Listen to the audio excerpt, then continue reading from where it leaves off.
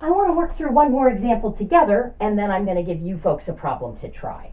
So let's say I wanted to do cosine of arcsine of 1/2. Okay. So similar to what we had previously, it's a composition of a trig and an inverse trig function.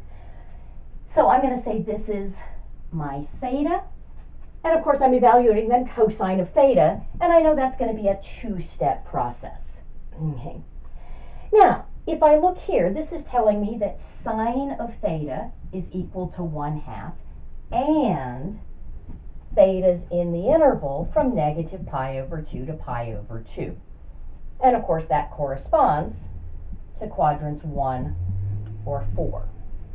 Now, since that's positive, and sine is positive in quadrant 1, I know we're working in quadrant 1. And I can immediately say then, cosine of theta is going to be positive. So the sine gives me the quadrant, gives me the sine. Now, what's a little bit different here is last time, I wasn't able to figure out the radian measure of my angle because it wasn't one of my nice ones. But this one I recognize. This is saying, hey, theta is an acute angle whose sine is 1/2. Well, if I draw my 30, 60, 90, and I might not need to draw it at this point, and it's fine if I know this without drawing it, the acute angle whose sine is 1/2 is 30 degrees or pi over 6. So this is just cosine of pi over 6, which is root 3 over 2. So if you notice that you can get the radian measure of the angle, that's perfectly acceptable.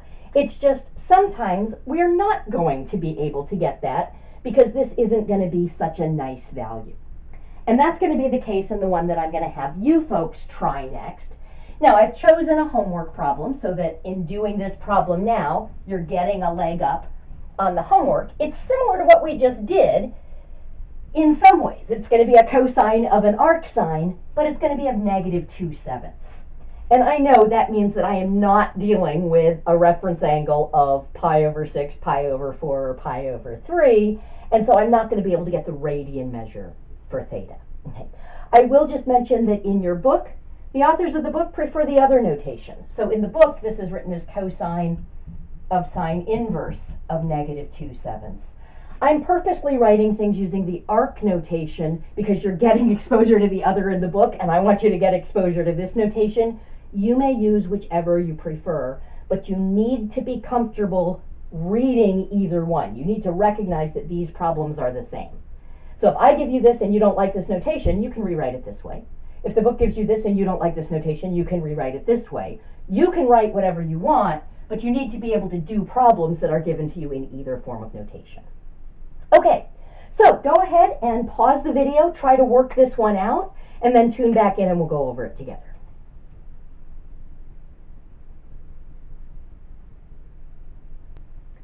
Okay, I had already labeled that arcsine of this number is just going to be an angle, so I called it theta.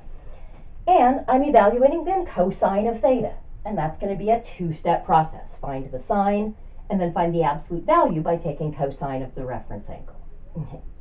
So here, I know that sine of theta is -2/7, and theta is in the range of arcsine, which is -pi over 2 to +pi over 2. Now that corresponds to quadrants 1 and 4. That's negative. Of these two quadrants, sine is negative in quadrant 4, so I know that we're working in quadrant 4. In quadrant 4, cosine is the capital X value, so it's positive. So once again, the sine gives me the quadrant, gives me the sine. Okay. Once I know the quadrant, I can draw my picture and figure out how my reference angle plays in. So I know that theta is just a negative acute angle. Alpha is that acute angle viewed as a positive angle. Okay. And I know that sine of alpha is going to be the absolute value of -2/7, which is just 2/7. Okay. So if I draw in, I'm going to ignore the theta here, I'm just going to work with alpha. If I draw in a right triangle for alpha, I can say sine, that's the opposite over the hypotenuse. So this would be 2, and this would be 7. And let's get the adjacent side, Pythagoras.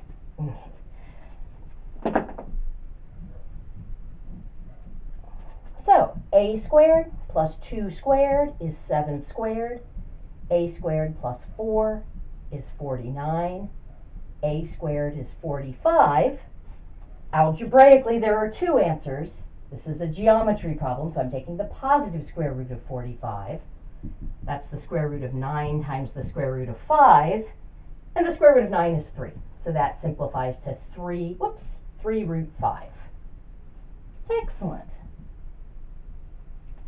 So then the absolute value that's going to fill in this blank here is just going to be cosine of alpha, which is the adjacent over the hypotenuse. So 3 root 5 over 7. Nothing reduces, and I already simplified the root, so that's my answer. All right, good stuff.